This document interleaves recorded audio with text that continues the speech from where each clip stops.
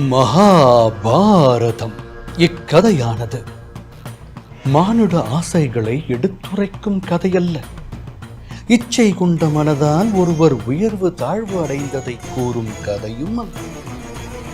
இது இச்சை என்னும் கர்ப்பத்தில் இருந்து உதித்தெழுந்த ஒரு ஞான கதை. மகாபாரதம். அந்த முன்னோட்டம் மகாபாரதத்துக்கான முன்னோட்டத்தில் இதனுடைய பிகினிங்கே சேலஞ்சிங்கான விஷயம். ஆக்சுவலாக என்னென்னா, நாங்கள் கிருஷ்ணருக்கு பேசுகிறதுக்குன்னு ஒரு குறிப்பிட்ட ட்ரெண்டு இருக்கும். மரியாதைக்குரிய அமரர் திரு என்.டி. ராமராவ் அவர்கள் காலத்திலேருந்து அந்த ட்ரெண்டில் போகக்கூடாதுங்கிறதுல கொஞ்சம் முனைப்பாக இருந்தோம். அந்த ஒரு வார்த்தை உச்சரிப்பு அந்த ட்ரெண்ட் இல்லாமல்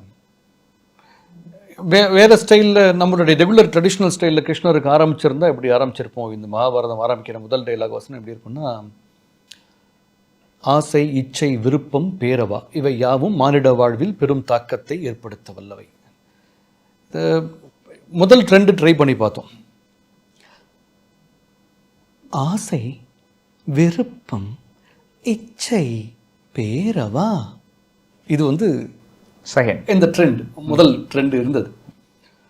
கேட்டோம், ஏதோ ஒரு மாற்றம் வேணும். ஏன்னா அந்த கிருஷ்ணரா நடிச்சிருந்தவரும் அருமையாக ஒரு பெர்ஃபார்மன்ஸ், அவரும் கொஞ்சம் வேறு மாதிரியான பெர்ஃபார்மன்ஸ். அப்போ அதை மாற்றணும் போது ஆசை, இச்சை, விருப்பம், பேரவா இவை யாவும் மானிட வாழ்வில் பெரும் தாக்கத்தை ஏற்படுத்த வல்லவை. இந்த ட்ரெண்டுக்கு மாறணும். ஊர் பிரபலம், உலக பிரபலம் அப்படின்னு என்னை கொண்டு போய் சேர்த்தது மகாபாரதம் தொடர்தான். அதுக்கு முன்னமும் நிறைய கதாபாத்திரங்கள் பேசியிருக்கேன். நிறைய பாராட்டுகள், அங்கீகாரங்கள், அதுக்கான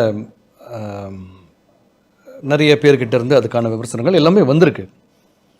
அது ஊரறிய இருந்திருக்குன்னு சொன்னால் மகாபாரதம் உலகறிய கொண்டு போய் சேர்த்து. மகாபாரதத்தில் கிருஷ்ண பரமாத்மாவுக்கு பின்னணி குரல் கொடுக்கக்கூடிய ஒரு பொன்னான அரிய வாய்ப்பு எனக்கு அளிக்கப்பட்டது.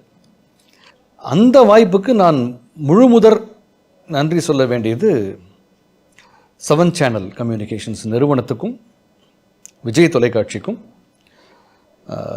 இதையெல்லாம் தாண்டி அந்த குரலுக்கு நான் பொருத்தமாக இருக்கலாம்னு என்னை கூப்பிட்டு அந்த குரலுக்கு பேச வச்சு முயற்சி செஞ்ச திரு மகேஷ் அவர்களுக்கும் தான்.